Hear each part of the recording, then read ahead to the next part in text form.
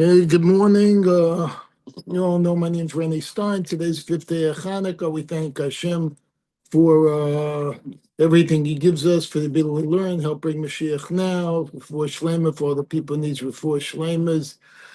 All the injured. And what? The injured. All the injured. All the injured, yes, certainly you need unfortunately. By the way, I was in Hollywood Beach last night. They had a gigantic turnout, especially, kind of tribute to the Bondi Beach. And it must have been a couple hundred people there and a lot of police. Morning, Jeff. So we have Jeff, Moshe, who's just still waking up. He's safe from partying all night. All right, hello. Okay, here we go. And I don't think there's any participants online yet.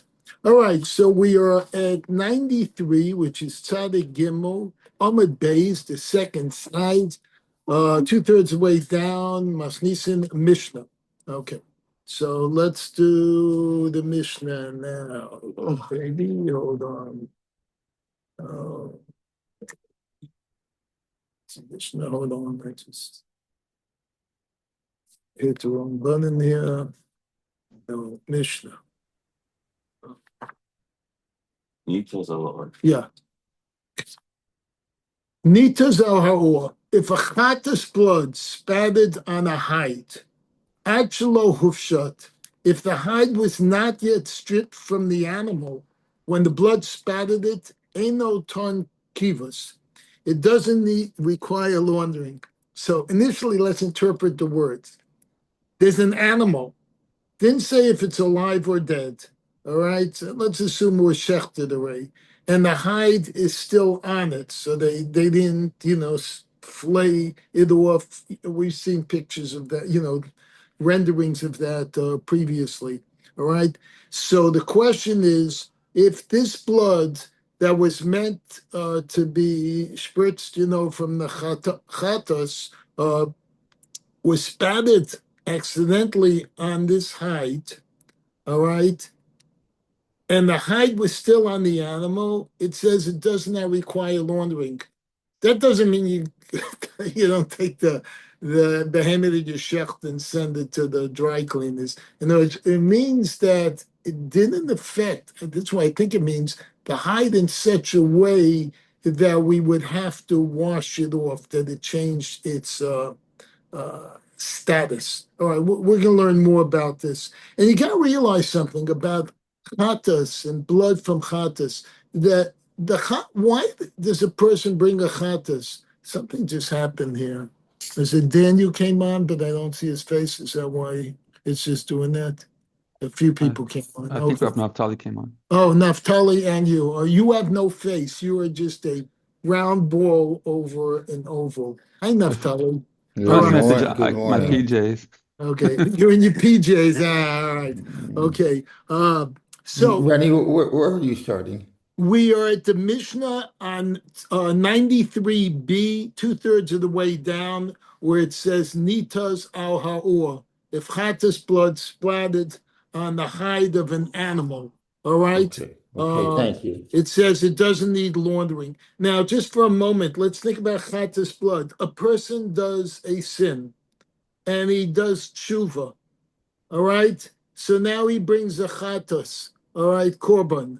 Now, think about that. When you do tshuva, then what happened in Vegas stays in Vegas. It's over. It's past. So, and that's why he brought the chatas. So really, what I don't know was Veras. So what was the problem here is maybe Gemara is teaching us something about the fact of this chatas blood and it needing laundering or not. In other words, are we bringing up the subject again, or let bygones be bygones? Just like you're not supposed to embarrass somebody that, let's say, a gear that he came from previously not being Jewish, and now he's Jewish. So maybe there's something going on here on a deeper level of chatas. Anyway, let's stay to the pshat. Mehufshat, if the blood spattered on it after it was stripped from the animal. Okay, so now the hide is on the floor. It's not hiding. It's in clear sight. All right, but it was already splayed, whatever pulled off the animal, it does not require mehufshat ton kibus. It does require laundering. So while it's still on the animal, it doesn't have to be cleaned. Once it's off the animal, it does require cleaning. Let me see what the commentary says. A shipped hide may or may not be susceptible to tumor. Should the owner decide to use it in its present form as a mat, that decision alone would classify the hide as a utensil. So this is the whole inyan of, has this been made from our mind into, or physically into, a utensil?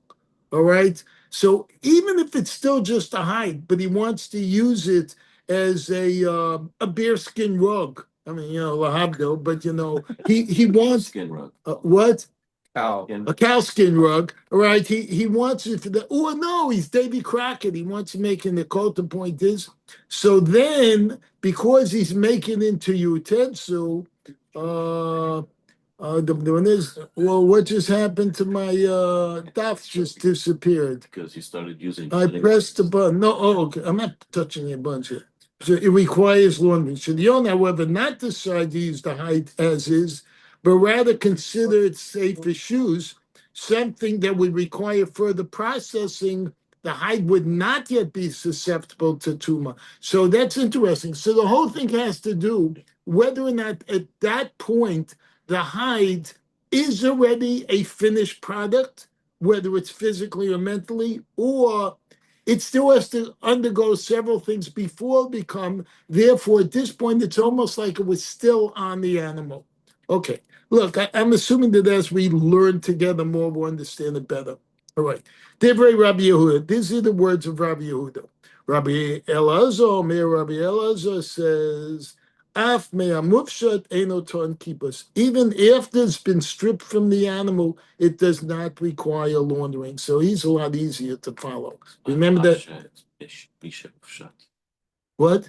It's just Misha Shut. And what did I say? Masha Shut. Misha Hufshat. Okay. Of course, the person who is hacking Torah is going to pick up by a slip. I'm not doing Korean now, Right. Okay, no sweat. The Mishnah presents some general rules regarding the laws of laundering. And this has nothing to do with the rules that you may have in your house. Like your wife says, you clean the dirty laundry. When it reaches this level, don't overstuff the washing machine, this and that, blah, blah, blah, etc. Clean the filters. What's the Mishnah's rules for general laundering? Enoton kibus elamakam hadam.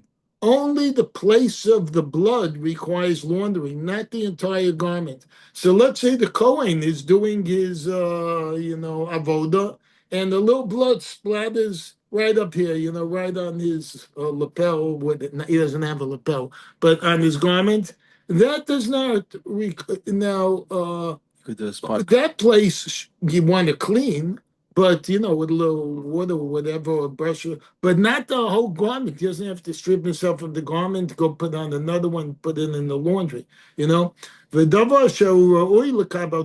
only something that is fit to be susceptible for a tumor, all right, which I think we said earlier, is that something that is already a finished product, I guess physically, or I think even mentally.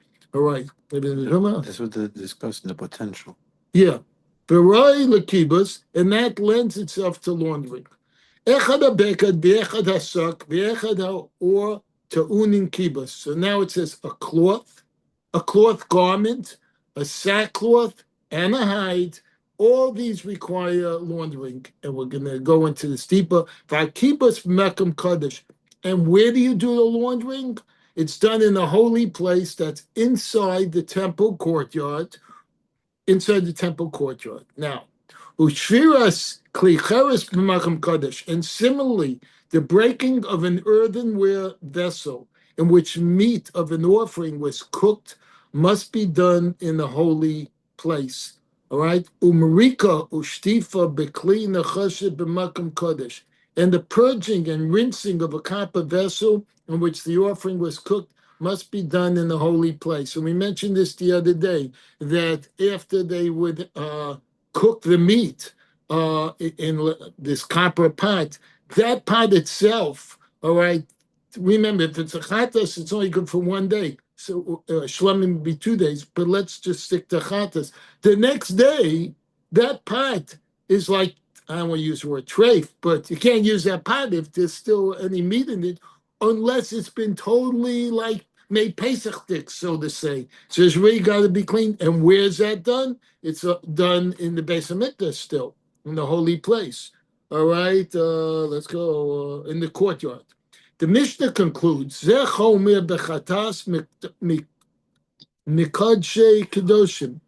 That is, that its blood must be washed out of a garment in the stringency possessed by chatas over the kodshe kedosh. All right. Let's go to. Okay, the Gemara is going to explain all this. Gemara inquires, Menane Mile, from where are these matters stated in the Mishnah derived? Okay, Mishnah, you give me all these statements, but where do you get this from? All right, the Tana Rabbanan, the rabbis taught the Brisa, so we took it from that shelf. Remember, that shelf has all the Mishnayos that were connected to Gemaras, like in this set of volumes that cost $2,000, right? Because they're loose Mishnahs and they were hooked up to the Gemaras. We call them Brises. They're really Mishnahs, but they're unhooked up. They still go to single events. They ain't going to go anywhere. They're still Brises. For the rabbis taught in the Brisa, the Torah states that laundering is required if chatas blood spatters on the garment, in liela beged. Okay, that's a nice proof, but it only works for a garment, a cloth garment. For this, I know alone that a cloth garment requires laundering. Minayin l'rabas or me'ahufshat. So how do I know that a hide that was stripped? We said before, it's that's hiding in plain sight. A hide after it was stripped from the animal. How do we know that? Talmud Loma asher yize alav tichabes. So the pasuk uses the term asher yize aleha, aleha tichabes. All right, states the addition of whatever it will sprinkle upon you shall launder. Yachol shani meraba or shlohuvshat. So it would be possible on the basis of this broad statement that I should also conclude that a hide before was stripped from the animal, Tamid Lomar beged. So to dispel this notion, the Torah states the specific example we said a moment ago of a cloth garment, which teaches that only things, beged, remember, is a garment, only things similar to a cloth garment are included in the general statement. So a hide without a purpose wouldn't be included. A hide with a purpose might be included. Ma beged haroi l'kabel tuma, just as a cloth garment is something that is fit to be susceptible to tuma, it can become non-kosher, so say, let's just say tuma. All right, what else tuma in English? Impure, thank you very much. Couldn't think of the word. So to anything that's susceptible to impurity is included in the general statement.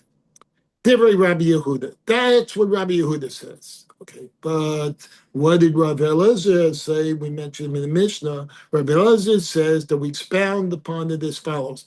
Beged, the Torah states that the laundering is required if chatas blood spatters on a cloth garment. Ainly a beged. From this I know only a cloth garment. We're talking about the garment requires laundering. Minayin l'rabas sak. How do I know it even includes sackcloth? All right. Remember, in the Megillah, what was it? Esther or Mordechai said, take all your clothes off, dress in sackcloth. Then we learned that. Was that mentioned there? Moshe, help me. In the Megillah, don't they get dressed in sackcloth when they're fasting for 3 days? Something like that. Mordechai did, yeah. Mordechai. Oh, it was Mordechai. Okay. The Chomine begadim and all types of garments other than woolens and linens, meaning like silk garments. For the Torah states, whatever it will sprinkle upon you shall launder. aleha. Yachol shani meraba or mufshad, guys, so they're right this time. On this basis of this general statement, it would be possible I should also include a hide that was stripped from the animal. Talmud Lomar beged. Beged means a garment. To dispel the notion, the Torah states the specific example of a cloth garment, which teaches that only those things similar to a cloth garment are included in the general statement. Ma beged davar hamakabel tuma, just as a cloth garment can be susceptible to tuma impurity, afko davar hamakabel tuma, so to anything that is presently susceptible to tuma is included in the general statement.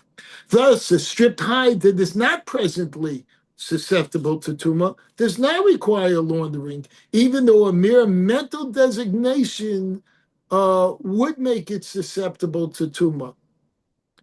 Okay, let's just keep it going. Not enough coffee for that one. The Gemara inquires, "My binail, what kind of garment is it that's the root of the difference between these?" Maybe now we'll understand. Abai answers, Abai says, Matlit pechuta misholosh ika b'neho. A cloth that is less than 3 finger breadths by 3 finger breadths wide is a garment that's the root of the difference between them. Now, we learned this once before with when we were talking about little cloths similar to the samples. Let's say you're going in the store and say, "Can I have a sample of that cloth?" They give you a tiny little square, and essentially it was like 3 finger breadths by 3 finger breadths. And we're not talking about 3 tvachim by 3 tvachim. We're not saying, "Hey, give me a big piece as a sample." We're not talking about. We're talking about a tiny little patch cloth. Similar to the kind of things you might patch your elbow or somewhere else. Okay. So, and how do we know that's what we're talking about? Because it says mishalosh, 3. So when it says shalosh, that means we're talking about the 3 fingers. When he uses the term shlosha, it's talking about 3 tvachim. Just incidental point. My Danroi, the one Yehuda, Rabbi Yehuda, who says that the criteria for the laundering requirement is that the material be fit to be susceptible to tumah, holds that way because Hanamiroi, this smaller than minimum piece of material, and with this tiny 3 by 3 fingers, is also called a garment, since it's fit to be susceptible to tumah, as is. How is that? For if the owner wishes, he can decide to use it as a patch for another garment. Yeah. You ever see these garments with all these patches on it? It's like clowns would have those. We got to bring them back. Bring them back. It's probably going to be a new style. Right now, the style is torn jeans. You'll see that on people. If it's got rips, they charge you more. Next thing, they'll take all the ones that were so torn, they'll take patches and they'll patch them, and then they'll charge even more money for patch torn jeans. All right? I'm not throwing out my jeans. Let's Okay. bring it back. All right. Double-breasted suits are back now. You see? I mean, I can't believe that. And there's somebody who was about to go on a shidduch date, and I said, one thing, we need to get you a new jacket right here. This double-breast guy go. We're about to go and get him, but the shidduch didn't work out. And so I said, keep the double-breasted. It's still good for the next one. Okay, he'll get it. They wait till you throw it out and then bring it back. That's what it is. Okay. For if the owner wishes, he can decide to use it in its present form as a patch for another garment. The one who is that Rav Eliezer, who says that the criterion for laundering the garment is that the material must be something that actually is susceptible to tumah, holds that way because hamiha lavbas kabule tumahi. This smaller than minimum piece of material is nonetheless not presently susceptible to tumah and is thus not called a garment by the Torah. So even though it's not called a beged yet, all right, hold on, let's the pasuk using from Sheretz. He says, Just remember, she was going to got your function. Just as the garment in the last passage, one that is presently susceptible to tumor, the mistakes of contrast to it. So it's a garment that requires only which one that's presently to forget that. I don't understand what it's talking about. All right. Rava says, I can only teach what I can understand. What I don't understand, we have to learn together. All right? Or you have to figure out. Rava's Begit Shechishev Aleh. No question. I have no idea what the answer is. Ask your local Orthodox rabbi. What? Ask your local Orthodox rabbi. Ask your local Orthodox rabbi. There you go. Rava says, Begit Shechishev Aleh Letzura Ika Binayu. Even if we wish to deal with large garments, we can say that the garment that one decided to embroider is the garment that is at the root of the difference between them. So here on my shirt, I have this little embroidery, I don't know. I think they mean more embroidery than just your initials. Manda Maroi, the one, Rav Yehuda says the criterion for the laundering requirement is that the material must be fit to be susceptible to holds that way because Hanami Roy, this fabric slated for embroidery too, is called a garment since it is fit to be susceptible to tumor. For if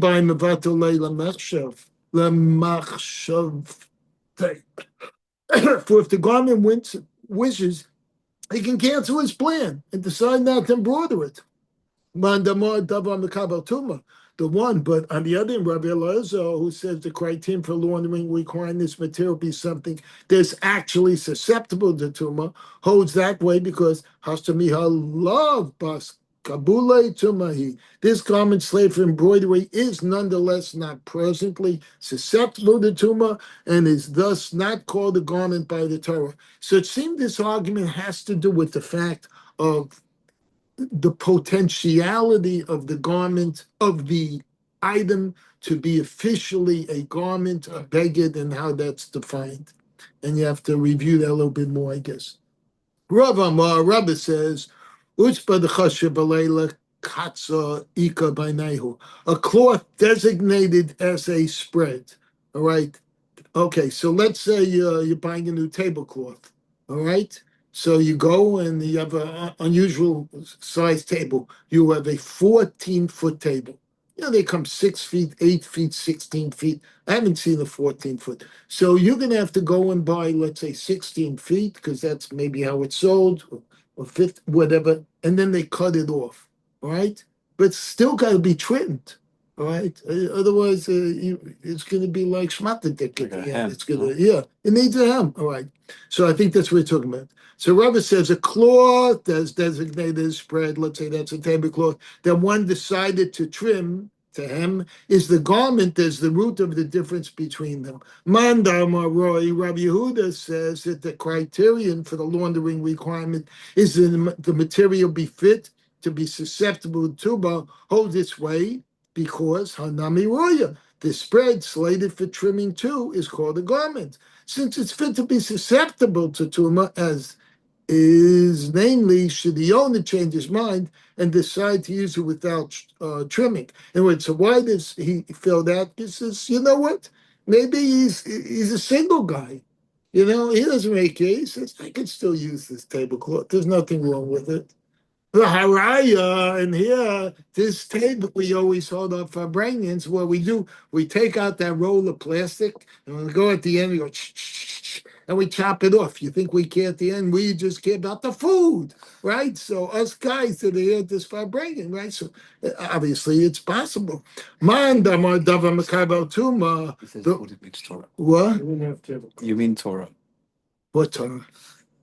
The one, but Rav Elazar says the criteria for laundering requirement is that the material be something that is actually susceptible to tumor, holds that way because halav, mekabla tumor, ad mekatzala. This spread, slave for trimming, is not susceptible to tumor until he finally trims it and puts the hem on it. So that's a machlokas. Vatanya, and so has it that the law concerning a spread, let's say tablecloth, been torn in a brisa. Rab Shimon Menashe Omer, what does he say? Utzpa shechashav aleh lekatza. A spread that one decided to trim, Tahara ad sheyikatza is tahor, meaning it's not susceptible to tuma until he trims it. What? Okay. Statement. Gemara now discusses the Mishnah's ruling. Ain ton kibus, only the place of the blood requires laundering. Okay, we said that if this blood, chatas blood, splatters on the beged, oh, you only have to clean that area, not the whole, what? Like a Spot cleaning. All right? The Gemara, you know what spot cleaning is? You have to do a spot, and you say, spot, here, and he licks it off. Okay, no, that's not spot cleaning. The Gemara explains, Mina honey mile. I gotta tell you, that's how I wake up in the morning. If my dog wakes up before me, it comes up to me, and you know, it makes it worse than an alarm clock. What? Sounds like Nagelfast. It's worse than Nagelfast. It is like right on you. My God, it's like raining. Okay. The Gemara explains, from where is this matter known? Tano Rabbanan, the rabbis saw in the Brisa, Nachamo from the Brisa. Yachonis, they should have put more Brises in the Mishnah and they would have less questions. All right. Yachon, but it didn't work. Yachonitan al miktzah beged, it'd be possible to say that if the blood it says spattered, isn't it splattered? What's the word? Spattered or splattered? Maisha. Sounds the same. I go with the rabbi. Wait, Daniel, what's the difference between spattered and splattered? I've never heard of spattered. Only splattered. Yeah, me too. I think it's a typo right here in the article. I never heard of spattered. Is the action of doing it, and splattered is the result. Are you making that up or that's it? That's what it That is? sounds like it. Okay, according to Rob Jeff, he says spattered is the action of making a splatter. I'm not sure. All right, fine. You can look it up afterwards. Use ChatGPT or Wikipedia or ask 1 second. Hey, Siri, is there such a word as spatter or is the word splatter? Wake up. Yes, spatter and splatter are two similar but distinct terms, often used interchangeably. Spatter refers to a small amount of liquid or matter that is scattered or sprayed in a random or uncontrolled manner. Splatter usually involves a larger amount. So we know now, since we're dealing with a small amount, that's why the term spatter is used. And that's from this brisa of Siri. Okay. Look, at least we now understand. Okay. All right. All right. I might have thought that perhaps if the blood spattered on just a little part of the garment, they have to launder the entire garment. Talmud Loma Asher Yozer. To this, the Torah dispels the notion by saying whatever it should sprinkle upon. All right. Lo amat lecha ela makam dam bilvad, meaning that only the small area where the blood was, that's where you have to clean. All about laundering. The Gemara quotes, that's why I come home today. I was going to say, what did you learn today? I say, laundry. Yeah, I should go to the laundry. Right. Gemara said, it's about time. The wife will say, it's about time you finally learned something useful. All right. The Gemara quotes the Mishnah's next ruling.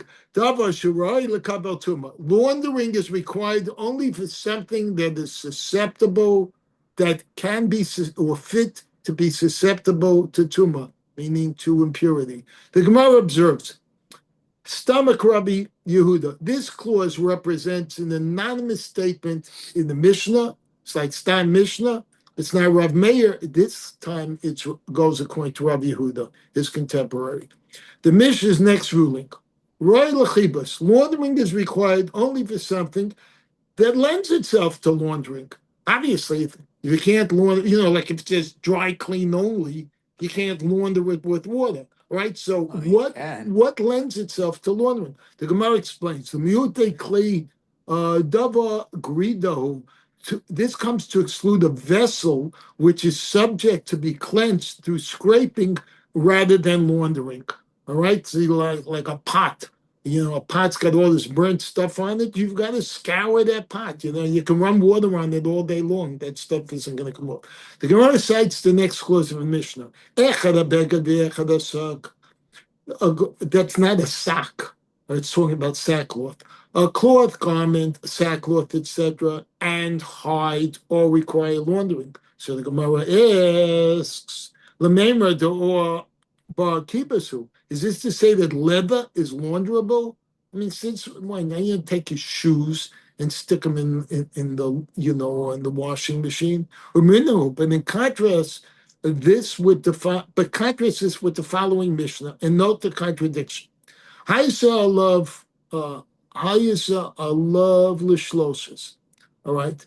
If there was filth upon three items, a pillow, all right, and one wishes to remove the filth on Shabbos. Oh, we learned this Gemara Shabbos. Lambs, like if dirt, dust, something falls to sugar from donuts and Hanukkah. Watch out tomorrow, guys. The sugar donuts and that falls on your kapota. The kancha besmarted. He wipes it off with a rag. Well, there's the question to me on Shabbos. I says I'll show or it's talking about the top, wiping it off, not like scouring it, just like that. Mekancha besmarted, he wipes it off a rag. Hayasa I'll show or if the pillow was made of leather, right? Let's say you have one of these leather pillows. I don't know who has a leather pillow, but oh yeah, like they make these leather beanbag chairs. So that would be like a giant leather pillow. Sometimes the square pillows, like for the sofas, sometimes they're made out The of leather, okay. Hillel says they have Yes. square pillows, square rectangular. Pillows made for sofas in leather, or think of a leather beanbag chair. All right, and someone's eating donuts from Hanukkah on it, and all the fluff of the sugar, powdered sugar. What? You have a flashback to being in your. No, I'm just jeans thinking what's going on in my house. I keep on cleaning up this stuff. Not that he may pour water on it until the filth disappears. This is different from what we just said on the baguette. So on a cloth garment, the most you can do is take a cloth, a wet cloth, or water, and just brush off the top, if I'm understanding right. But here they're saying if it's a leather bag, you literally, let's say, no, it can't be a pocketbook because that would be Muktzah Shabbos. Let's say it's your shoes for the moment, leather shoes, and the shoes got dirty from dirt. You walked in, you can literally just run it under the sink and let the water keep on washing the shoes, clean. He may pour water in it until the filth disappears, but he can't scrub the leather. This is just leather brush off the top. The Mishnah indicates that the leather is not subject to laundering since it permits the rinse of filth from a leather pillow.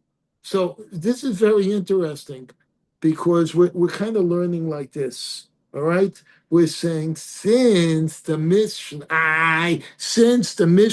says you can pour water on it, which normally you couldn't pour water on it on Shabbos, that means that it's not subject to laundering. It's kind of, we're learning it backwards, it seems. Let me see what it says in the English. Panim Meoris raises the difficulty. Since at this point the understanding is that rinsing the leather is permitted because leather is not launderable, then why does the Mishnah permit only rinsing and not scrubbing? That's a good question. If it's not launderable, it's not. Panim Meoris suggests that scrubbing would be prohibited because of a separate prohibition of skita, squeezing out. So it's in blah, blah, blah, and more people see, and so scrubbing because it constitutes memachek. So other people give other reasons. It's a skita or mechika, smoothing, why you can't do further than just pouring water on a leather pillow. Abaye resolves this difficulty. Let's see. Abaye. Abaye says, look, Kasha, it's not difficult. This is what we gave. We walk out right now. So Abaye said, it's not a problem. Forget about it. Okay, no, let's see why. Harabanan ha'achayim. This Mishnah in Shabbos reflects the view of the rabbis, Whereas this Mishnah here reflects the view of others. Who are the others? Others usually refers to Rav Meir. All right? And Desanya, for was taught in the Brisa, Habeged Vasak Mechabso. If chatas blood splatters on a cloth garment or sackcloth, one launders it. That's what we learned so far. Hakliva or megaro, if it splatters on a vessel or leather, one scrapes it. Acherim Amrim, others say, Habeged Vasak or Mechabso, if the case of a cloth garment, sackcloth, or leather, one launders it. Vakli Megaro, in the case of a vessel, one scrapes it. So you see, there one excludes the leather and the other includes the leather. All right? So if it includes the leather, then you could pour the water on it. If it excludes the leather, it's treating the leather garment like as if it's a vessel that had a chatas in it, and you've got to scrape out all that chatas before the next day. Otherwise, bye-bye vessel. Well, you give me a look. I don't know. It switched on us. Like we started with hides, which I think Yeah. I pictured it connected to the animal still, and No. We already disconnected it. and then now we're in leathers, and leathers is normally treated, so that's why it's not launderable. That's the connection. Okay. What? So, but can it be Makabal Tuma? So there's determine what kind of materialism trying to determine. Yeah. So basically, the mumbling that went on there is they're saying we're trying to determine what actually is the state of the leather. Perhaps that's kind of what the question was here. Is it already a finished product or not a finished product? Something like that. But anyway, let's just continue and maybe we'll figure out the answer. In light of this dispute, the Gemara observes, Kiman Azla Hadama Rav Chia Ba'ashi. Whom does that which Rav Chia Ba'ashi said follows? For Rav Chia Ba'ashi said many times, Havakaimna Kamei the Rav, I will come in front of Rav. Wait a minute. Rav, Survey. who's his servant? No relationship between those two guys. Thought they were related. Anyway, Rav Chia Ba'ashi came in front of Rav Zimnin Sagin many times. Ha'kayim Kamei Rav, I'd stand in front of Rav, the Shachshechei Le Misane, the Maya, and I would rinse his shoes in water on the Shabbos. So here's a case where one Rav would go and Yeah, but he's wasn't cleaning as an no, it wasn't the guy. It's just He was just water. The Rav came in take the with shoes. dust from walking outside on the shoes, and he'd take a shissel of water and he'd pour it over the shoes so that the dust would fall off the shoes. Like we wash our hands, right? So, yes. Similar to washing hands, yeah. But yeah, he's not mamish, going like that. Or that we said earlier on, he's not, squeezing, he's not scratching, scrubbing it. Come on, who's this in accordance with? Rabbanan. It's according with the Rabbanan who that leather is not launderable. So if leather is not launderable, then therefore you could just pour water on it. Rabbi, that's why I said it's kind of learning backwards. Is if it's this, then we can do it. All right. Rava challenges Abai's resolution of the difficulty. Rava said, Umi ika lamanda ma'od lav ba kibusu. But is there anyone who says that leather is not launderable? That's a toughie. Say that 3 times. Launderable. Fuck, let's say it. Vaksiv, beged, o hashti, o ha'erev, o kol kli ha'or asher techabes.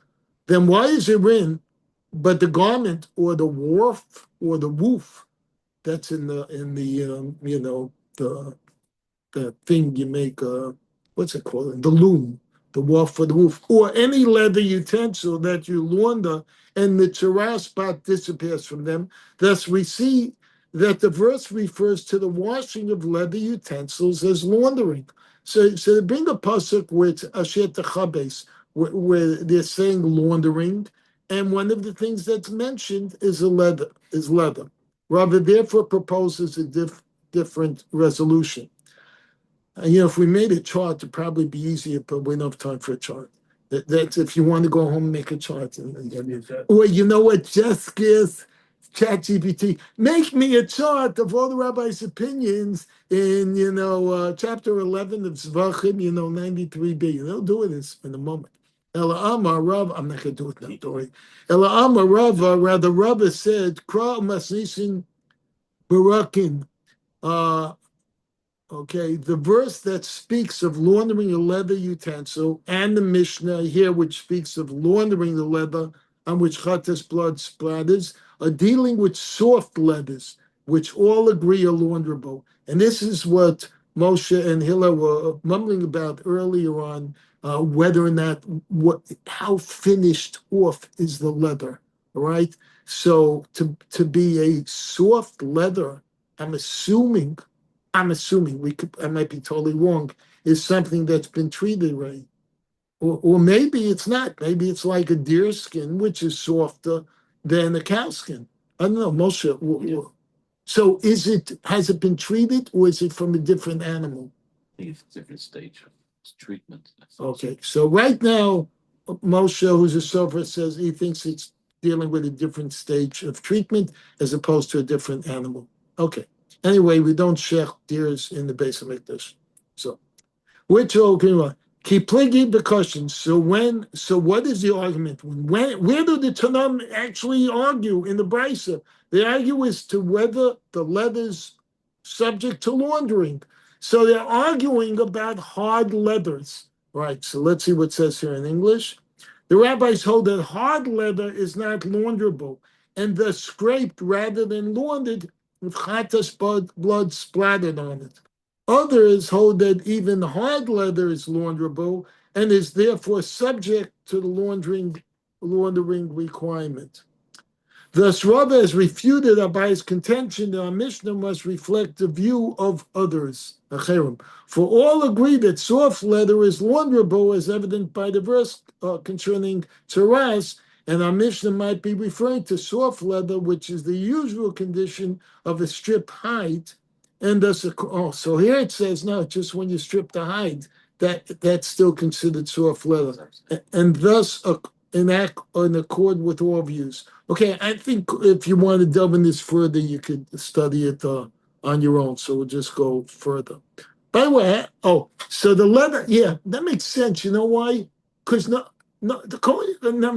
not wearing shoes, and the begadim doesn't have leathers. So the only leather there when the chatas is being made is the skin of the animal. So that's going to be what we're referring to. There's the answer. Okay. It was right in front of our nose. It was hiding in plain sight. I said it from the beginning. I just didn't realize what I said. The Gemara challenges Rabbi's position. Rav Chia, but it's cited above Rav Chia Barashi said, Zimnin Sagin, Avakayimna Kamidurav. Many times I would stand in front of Rav, the Shachshachei Le Misane, and I would rinse his shoes in water on the Shabbos. How is this permissible? If, as Rava maintains, all agree that soft leather is something that is subject to laundering. Did I just repeat that? Or we're repeating it. Yeah. All right. The Gemara answers, the Koshin Ucharabanan. Rav Chia Barashi was wearing to shoes made of hard leathers, and he acted in accordance with the rabbis who maintained that hard leather is not susceptible to laundering. No. Weiter. Rava modifies his resolution. About soft. Yeah. Rava then retracted and said, La milsahi damrei, what I said resolution of the difficulty is incorrect. Neku nema le lekra dechik sivan, barakin sivan. For shall we take a stand and say about the verse that regarding what's written is only about soft leathers as it is written, Milo askinan bechli ach salgia haba mimedinas hayam. Are we not dealing in this verse with utensils made of hard boiled leather in which tree leather came from overseas? Okay, certainly, I'm reading the English, certainly the verse concerning Taras, which mentions simply any leather utensil, implies that it makes no difference whether the leather is soft or hard, and we have no right to interpret it as saying it's only soft leather. But Kama Rachmana, Nibai Bekibus. And still the merciful one, the Baal Shalom says in his Torah, says that they require laundering if afflicted with Taras. Ella Amarava, Barabba says, Taras, the Taras spot. Kaven, the migufe kapacha, since it develops from the leather itself, it weakens the leather, mashave la rach, and renders it soft. All right, it's very interesting. So it's saying when the spot of tzaras showed up on this animal, all right, this is something that came from within. All right. It's not that like someone touched it and it became tzaras. It was inside coming out. All right. How does someone become mitzvah? And maybe What? Lashon Hara would be out. Talks lashon hara. So if the person did something from within, he spoke lashon hara. So the tzaras that shows up on him comes from within, just like the words from within, and shows up on his skin. So that's what we're saying with tzaras. Nevertheless, Rabbi is not content with his solution as he proceeds to explain. Rabbi said, Kashili, I have a difficulty. Kashili, this is my difficulty. Hold on. Okay, get a little bit further. Karim Ninhu. How will we explain the law concerning pillows and cushions, which are generally soft? I have a question. You sleep on a soft pillow or a hard pillow? Soft. Soft. You sleep on a soft pillow or hard pillow? The hard and a soft. Which one is under your head? The soft. Right. The hard you only use to raise it. Most people sleep on soft pillows. That's what Gemara is saying. All right. Generally soft. Yeah. Wait. Well, I'm taking the poll here. Daniel, you sleep on a soft or hard pillow? Soft. What? Soft. Soft. Okay. We have, I do too. So soft for 3, 4 softs. Naftali, soft or hard pillow? Is unanimous. What do you like better? Would you sleep? I can't hear you. I can't read your lips. You have to turn your sound on. I sleep on a hard pillow. You see? You're not included in this. Yaakov slept on the rock. Okay, I have the answer. You're tzaddik because Yaakov slept on the rock. So okay, and what's his name who just disappeared was there? I saw a Jew in there. It must have been Chaim. Chaim, what kind of pillow you sleep on wherever he went? I think he left us. Okay, anyway, the majority wins for soft pillows. Okay, Naftali, you can go back to sleeping on the rock. Thank you. Okay. Anyway, the Gemara says that how we explain the law concerning pillows and cushions, which are generally soft. By the way, they didn't say that most people sleep on soft. They said most pillows are soft. The people buy whatever they're comfortable with. That was a trick question anyway. Okay, Usnan, we have learned in the Mishnah side above concerning them, if the pillow was made of leather, as Hillel said earlier, you can't make pillows of leather. And it got some terrace on it or some dirt on it, or whatever it is, you pour water on it until the filth disappears. Rava therefore modifies his position. Actually, it's not terrace, he was talking about the dirt. Ella Amar Rava, rather Rava said, Kokibas to lace lake kiskus. Any laundering that does not involve scrubbing, in which we're talking about just the pouring of a little bit of water on something, whether it's a cloth or a leather pillow, but we're not scrubbing, all right, which would be also on Shabbos, lo shmei kibus. That's not called laundering. It's interesting. We're talking the whole time about laundering, and now we're saying, guess what? Laundering's not even laundering. Well, it's a good line if you're laundering money and the FBI comes into your business and they say, well, I don't know, you're laundering money. It's not laundering. I just took the cash and then I gave him a receipt. What do you want? So the receipt didn't match up with the cash. What can I tell? It wasn't really laundering. And then he's got his fingers crossed behind his back. Okay, lo shmei kibbutz. That's not called laundering. V'hadam Rav Chia Barashi, and that which Rav Chia Barashi said, Zimnin Sagin Kava Ka'imnin Kame de Rav. Many times I'd stand in attendance before Rav, V'shachshechei le misane b'mayim. This is what we said earlier. And I wash his shoes, just rinse his shoes with on Shabbos with some water, shikshach in, implying that rinsing gas is permittable. About kibbutz, no, but laundering is not. No, it is indeed forbidden. Ikrabi or the Rabbi Hako is berabin divrei Hako is dealing either with his shoes made. Rocking is soft. Oh, berakin.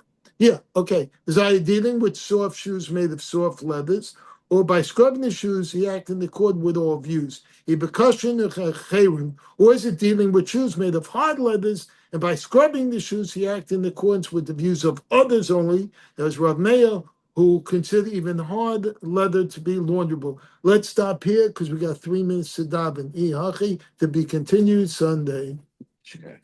Thank you very much. Welcome. Okay, let's shut the door. Shut. Thank you, Thank Rennie. you. Sure. Thank Good you. seeing Good you. Shabbos. Shabbos. Happy Hanukkah. You Shabbos. too. Hanukkah. Happy Hanukkah. Thank you, Moshe.